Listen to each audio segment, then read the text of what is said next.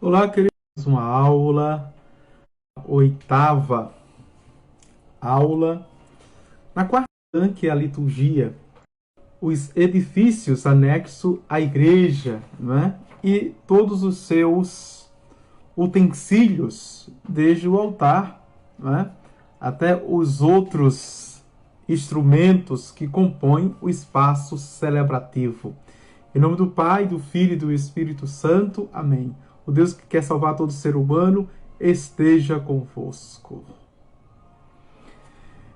Vamos lá, então. Quem entrar, então acione aí se o som está chegando, né? O som está bom, tá certo? Edifícios anexos à igreja. São edifícios anexos à igreja: o batistério, o campanário, o cemitério, a sacristia, não é? São edifícios anexos à igreja, tá certo? Vamos ver cada um deste. O batistério. No princípio não havia batistério. Um pouco de história, tá certo? Porque para batizar empregavam a água dos rios, das fontes e das nascentes naturais. Depois das perseguições, começaram a construir edifícios separados das igrejas, onde o batistério se administra, onde o batismo, aliás, se administrava solenemente por imersão no Sábado Santo e na vigília de Pentecostes. Solenemente eram os dois lugares litúrgicos, na vigília de Pentecostes, não é? E no Sábado Santo, né? Na vigília da ressurreição e na vigília de Pentecostes, portanto. Esse uso durante, não é, todo os séculos até o século oitavo perpassou, durou, não é? Quando tornado geral o hábito de batizar as crianças, o batistério foi colocado primeiro no pórtico e mais tarde no interior da igreja. Lembra que na aula passada eu falei do pórtico, não é? Ali, lá na frente, não é? Na entrada, onde os pagãos, os gentios, que não podiam entrar no interior da igreja, ficava ali. Ou seja, a porta, vamos usar essa imagem, ficava a porta, por isso ainda hoje, no rito do batismo, se acolhe ali na porta, não é? Se era batizado ali na porta, no pórtico, e depois, quando entrava no interior da igreja, já se entrava cristão.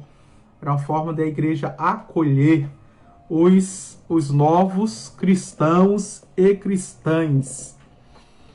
O campanário, o que é isso? Os primeiros cristãos, em cada reunião, não é, fixaram ou fixavam dia e hora na reunião seguinte, para depois convocar os fiéis. Empregavam vários instrumentos, como os que ainda se adotam na Semana Santa, né, chamada as matracas. Os campanários são os sinos, né? São os sinos.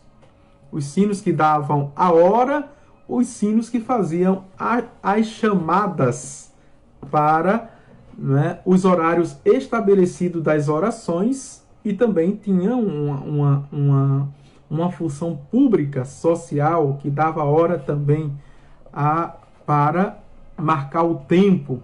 Começaram a usar os sinos por volta do fim do século XVI. Olha aí.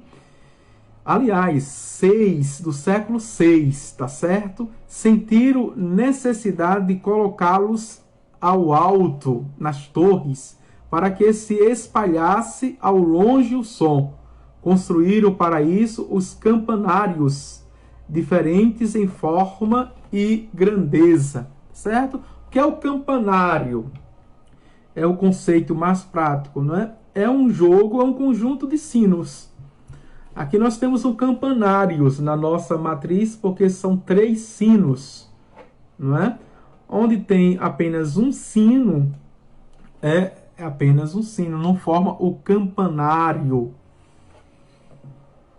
Os sinos destinados ao culto devem ser bentos pelo bispo ou por delegado seu, não é? Ou pároco, o vigário geral. A cerimônia dita comumente batismo dos sinos compreende várias abluções e unções com o óleo dos enfermos e o sacro crisma. Dá-se ao sino o nome de um santo. A padrinho e madrinha, veja, do sino. Interessante, não é? Que a gente não sabia, nem eu sabia, viu? Disso aqui. Por isso que é interessante a gente pegar os catecismos antigos, porque tem muitas instruções que os novos catecismos que fazem grandes reflexões, não é? Reflexões brilhantes, mas que não têm este resquício catequético, doutrinário, histórico da tradição. Isso que é importante resgatar, né? E esta é a finalidade deste curso Doutrina Cristã, dentro do Magistério da Tradição, para a gente resgatar alguns elementos mais antigos da tradição. Porque eu já fiz, não é, a catequese dentro do novo catecismo da Igreja Católica, certo? Estou pensando fazer, quando terminar fazer uma outra catequese dentro agora do Catecismo de São Pio V. Ele está aqui, ó. Está aqui, junto aqui, que vocês veem aqui, esse roxinho, o livro, né? Vamos lá. Aquela bênção é um sacramental e atrai os valores celestes sobre os fiéis que, dóceis ao som do sino, se recolheu à igreja. Veja. E aqui também a tradição litúrgica, não é? Por isso que eu, ao chegar aqui, estou sempre colocando, não para me evidenciar, tá certo? E nem por vaidade e vanglória. Mas quando eu cheguei aqui, eu resgatei o toque dos sinos, sobretudo nos horários do Ângelo, 6 horas da manhã, que deveria também. Viu, Severina? Se tivesse disponibilidade de tocar, não é? Se deixasse alguém, seria uma coisa, né? 6 horas da manhã, o Ângelo, meio-dia, né? E às 18 horas se toca o sino. Veja, nesses horários. E aí vai educando o povoado, a comunidade. Ao tocar esse sino, já se reza o Ângelus, né? O anjo do Senhor anunciou a Maria, e ela concebeu do Espírito Santo. Veja, eis a serva do Senhor, faça-se em mim segundo a vossa palavra. E o verbo de Deus se fez carne e habitou entre nós manhã, meio-dia e às 18. É sair da matriz. Vou dar um exemplo. 4 horas da tarde, que é 16 horas, lá em 31 de março. Estou dizendo isso porque Severina está aqui, que é missionária de lá, tá certo? Às 16 horas. Então, 4 horas da tarde, às 3 horas, é aberta a igreja, às 3 horas, e faz a primeira chamada, certo? Primeira chamada, dá um toque, e depois dá 10, dá 15, toca, faz a primeira chamada. 3h30, não é? Lembrando aos católicos que vai ter missa, 3h30 já está mais perto. Aí faz a segunda chamada, dá 2 toques e depois faz a chamada, não é? E quando for iniciar a missa, às 16 horas, 4 horas da tarde, faz a chamada para o início da missa. Dá 3 toques e depois faz a chamada para o início da missa. E ali na consagração também tem a sineta que toca na consagração, né? Os doentes da comunidade que queria participar, aqui, por exemplo, na cidade, queriam participar da missa, não podendo, o sino na consagração se toca o sino alto e externo, não é? Para dizer que aos católicos que estão em casa, que aquele momento é o momento da consagração. E ali eles rezam e fazem a adoração ao Senhor, né? O Senhor está vindo, como disse Santo Agostinho. O Senhor que veio, que virá, está vindo. E vem como? Nas nossas Eucaristias, nos nossos altares, nas nossas missas, e faz ali a adoração, né? É fantástico a gente entender, a gente compreender, né, os conceitos, a história, as razões pelas quais a igreja, a tradição faz. É bonito quando a gente entende, né? A gente começa a valorizar mais, a gente começa a se maravilhar mais, tá certo? Vamos avante. Então, não é? Aquela bênção é um sacramental e atrai os favores celestes sobre os fiéis, que dóceis ao som do sino se recolhe, não é, à igreja, vai à igreja. Vamos ver os edifícios, o outro anexo. E aqui na nossa matriz nós temos, não é, o cemitério, ou o assoalho, né? Ossoalho, aliás. O lugar escolhido para a sepultura dos cristãos chama-se cemitério. E o cemitério tem o nome também de dormitório ou dormição. Bem, pois a morte é dormir, o sono à espera da ressurreição. Bonito conceito, né? O que é morte? É dormir o sono à espera da ressurreição. Os primeiros cristãos sepultavam os mortos em catacumbas, depois foram sepultados em basílicas. E nas grandes e mais antigas matrizes, como a nossa, que já tem 402 anos, nós temos aqui por trás do altar, e nós vemos que é um anexo, não é? Realmente é um anexo. Foi feito depois... Foi feito toda a matriz e atrás foi feito um anexo, depois o cemitério. É bem visível isso aqui, na construção. Pelágio II, no VI século, promulgou a proibição de sepultar nos templos. Hoje, segundo o Código de Direito Canônico, ordinariamente é concedida a sepultura na igreja só aos sumos pontífices, cardeais, bispos ou pessoas de sangue real. Olha, não é? Padres também podem, viu? O cemitério deve ser bento e, se for profanado, não permite sepultar ali a ninguém, senão o reconciliarem primeiro, né?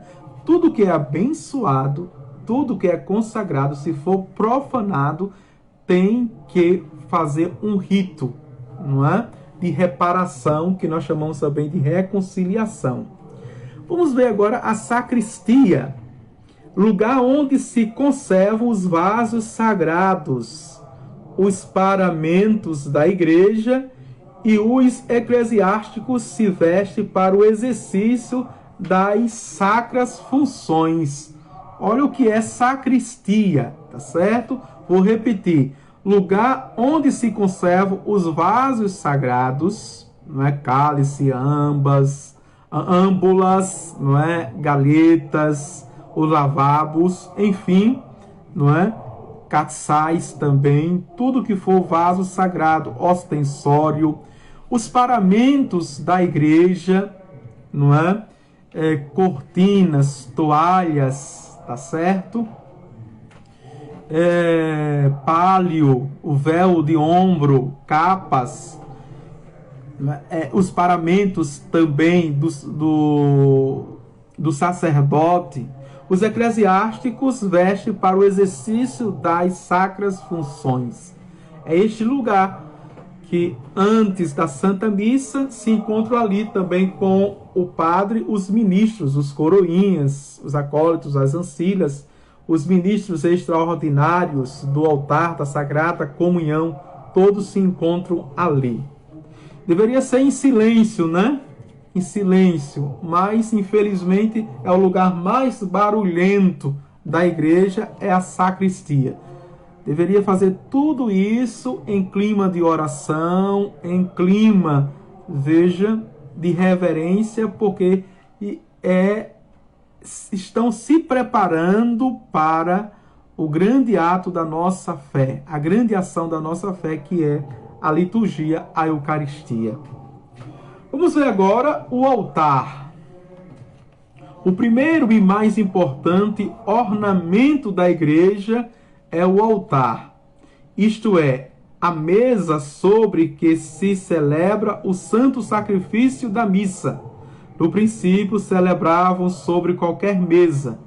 Nas catacumbas, sobre o túmulo de um mártir, construíram depois mesas de madeira sustidas por 4 colunas ou em forma de área. Jazias interiormente. Mais tarde, construíram altares de tijolos ou de pedra.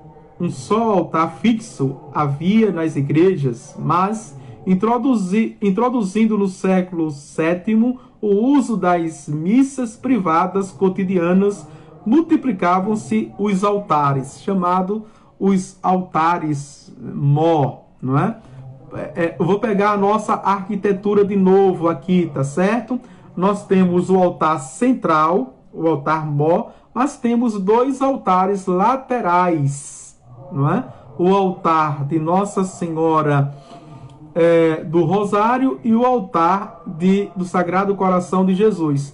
E percebam, assim como o altar central tem um sacrário, os altares laterais também têm os seus sacrários, que ali se celebrava a Santa Missa, não é? O piso, quem entra aqui, o piso foi rebaixado, o piso da nave central, né, da Assembleia, foi rebaixado, mas aquele piso era alto, e por isso dava condição aos sacerdotes celebrarem naqueles altares, tá certo? Graças a Deus que a nossa matriz, ela é antiguíssima, então ela tem toda essa arquitetônica, não é? Veja, antiga aqui, que dá bem para a gente explicar. Há altares fixos ou móveis. São fixos quando a mesa é formada de um só bloco de pedra, fixa pela base ou as colunas que a sustentam. Altar móvel diz-se de uma pedra quadrada ou retangular, munida de relíquias e consagrada pelo bispo. Pode ser encaixada na mesa do altar não consagrado. Deve ser tão grande que ao menos contenha sobre si o cálice e a patena, não é? Esses altares pequenos, que não cabe nem um cálice nem a patena, às vezes se fazem altares para as comunidades muito pequenos, né? O missionário ou a missionária pensa na dificuldade do peso, do tamanho, e fazem o bloco de cima da mesa muito estreito, muito estreito. Não é recomendável. Não cabe nem a cruz central, faz estreito e curto também, que não cabe. Se for colocar 6 velas, não cabe, né? Não cabe nem o comprimento do corporal. O corporal fica passando, né? E a gente fica bem apertadinho, bem encolhido para celebrar. Vamos avante. O altar, para nele celebrar, deve ser consagrado pelo bispo e conter as relíquias dos mártires. E os altares, né, mais da matriz, da basílica, né? Pode um altar de uma comunidade ser consagrado? Pode sim, mas seria bom que ele fosse fixo. Esses altares de madeira móveis, que quando varre, aí um puxa para lá, puxa para cá, quando o padre chega na comunidade para celebrar a missa, o altar ou está para a direita ou está para a esquerda, o altar está muito na frente ou está muito atrás, porque quem mexe no altar não sabe botar, está fora da linha da cruz, não é? Porque tem que ter uma linha, a cruz, o centro, a cadeira e o altar. E a cruz que está na frente também, não é? Tem que ter a mesma linha. Então, quem for limpar a capela, que tem altar móvel, tem que ter esse cuidado e também essa consciência, esse conhecimento. Não é de qualquer jeito, não é? Se não sabe, não é bom mexer no altar, na linha, que é uma questão teológica. Por isso que algumas pessoas dizem assim: eita, o padre Adivânio é perfeccionista e tem toque, porque ele vai entrando, quando vê a cruz de um lado ou de outro, ele vai ajeitar. E quem botou errado fica magoado, fica angustiado, com a cara feia, porque o padre mexe, botou errado, tem que se consertar, ó. Não é? Tem que se consertar. Ao menos procura se informar. Padre, por que o senhor mexe na cruz? Porque tá errado. Primeira coisa, né? Ou tá de um lado, ou tá do outro, ou tá de banda. Não. Tem que estar de frente e, de fato, no centro e de frente. Nem de um lado, nem do outro. Tá certo?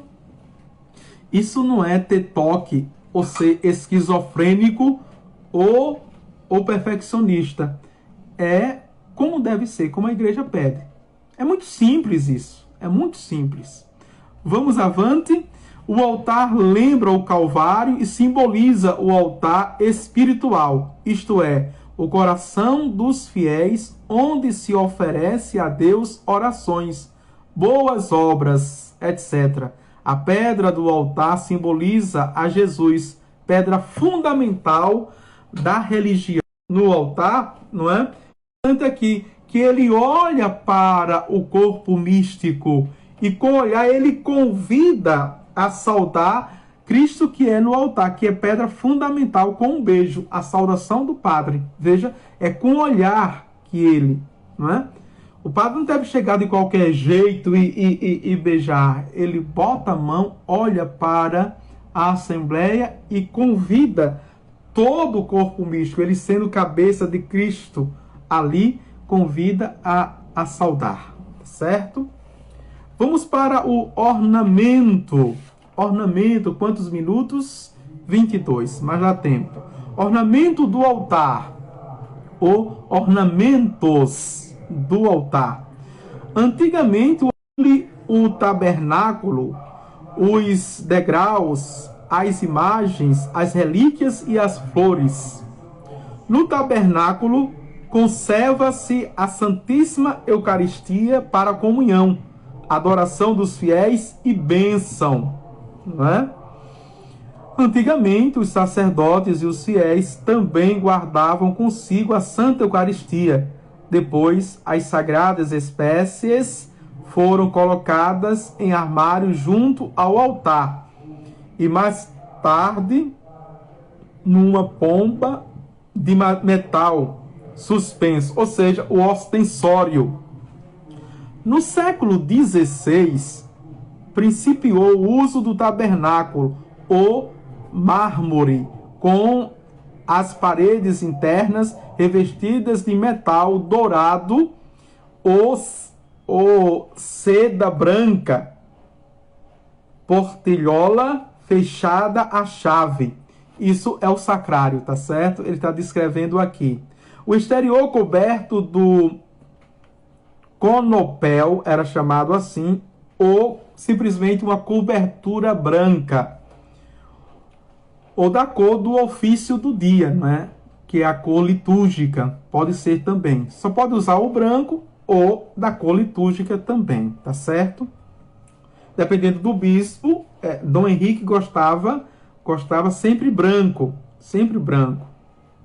Mas colocar, por exemplo, o tempo comum verde, não é? Sobre o altar, veste ele sobre o altar e pode colocar uma toalha branca por cima, ou coloca uma toalha branca por baixo e coloca a toalha por cima, o verde.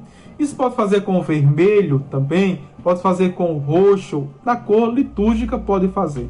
Ou simplesmente, repito, só o branco, não é errado. Porque duas toalhas, não é? Uma pequena do tamanho do altar, apenas por baixo, e uma outra maior, né? Vestindo ele todo, como uma passadeira. Por quê? Porque pode acontecer um acidente, não é?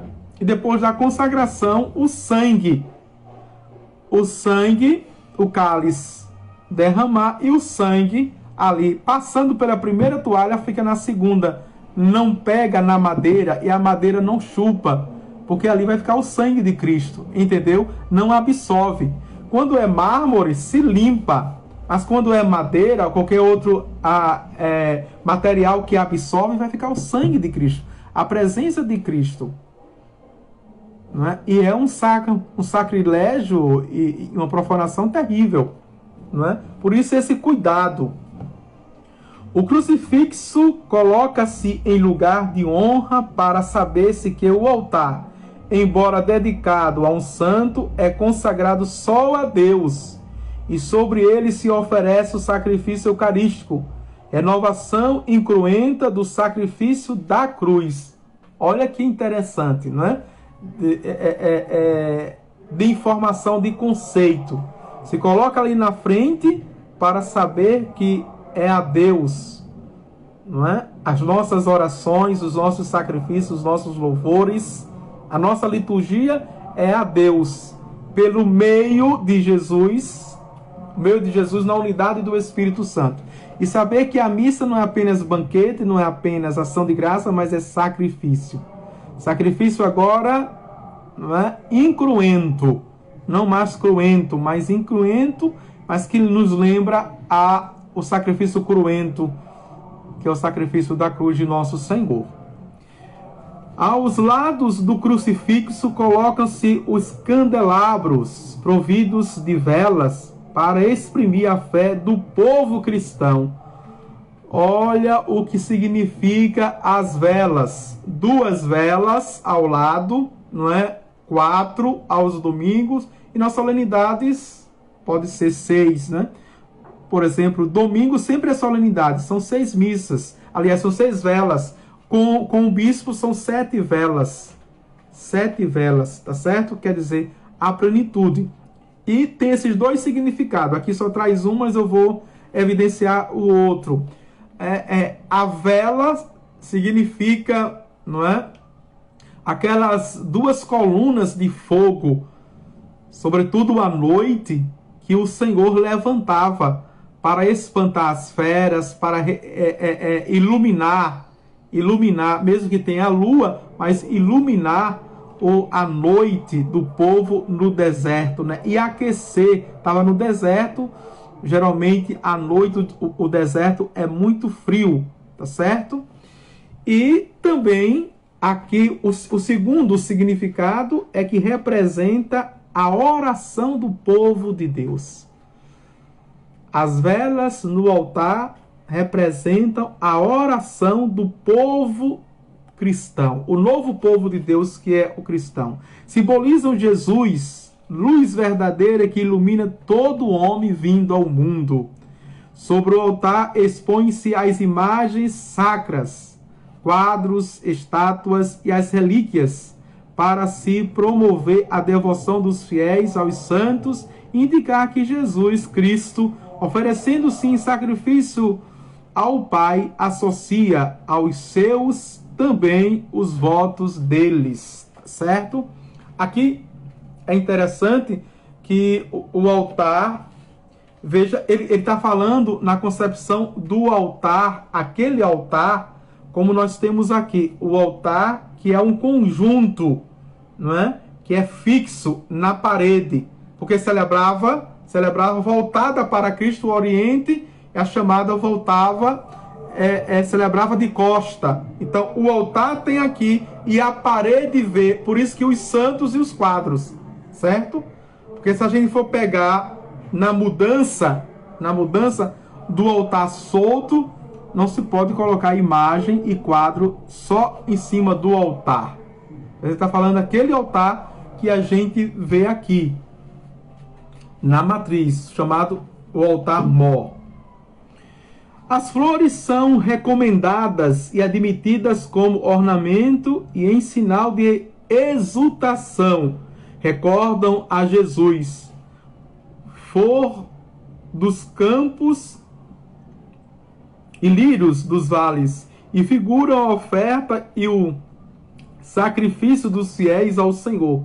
São preferidas as flores naturais, as artificiais toleradas. Olha aqui, tá certo?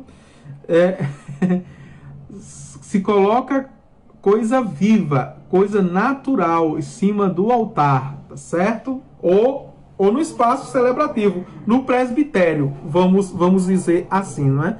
Não as artificiais, coisas artificiais e coisas mortas, não se tolera.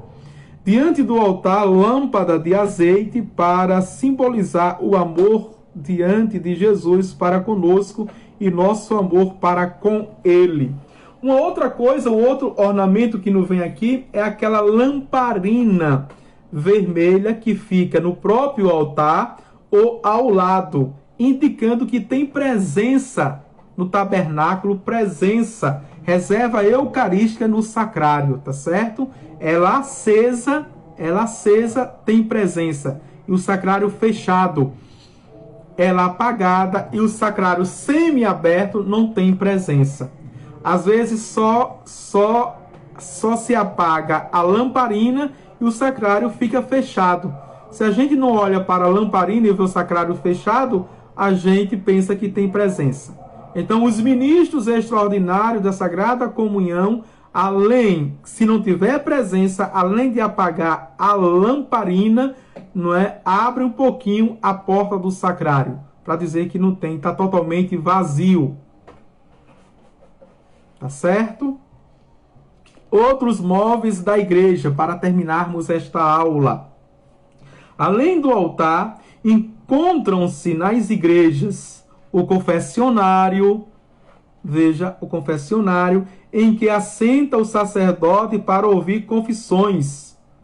O púlpito, lugar elevado de madeira ou pedra, onde se anuncia ao povo a palavra de Deus. O órgão, também, instrumento musical para acompanhar o canto sacro e dar maior esplendor das funções sagradas.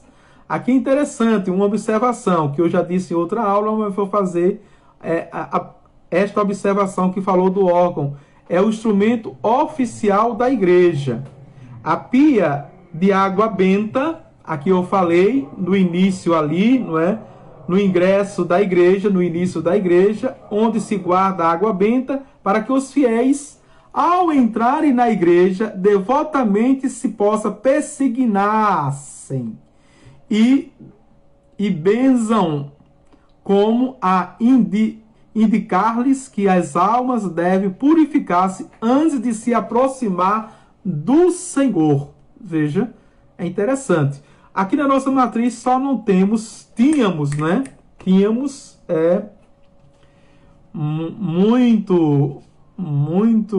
há anos, por exemplo, o confessionário. Só falta este móvel aqui na nossa matriz, o confessionário. E aí a gente já está trabalhando para mandar fazer o confessionário, certo?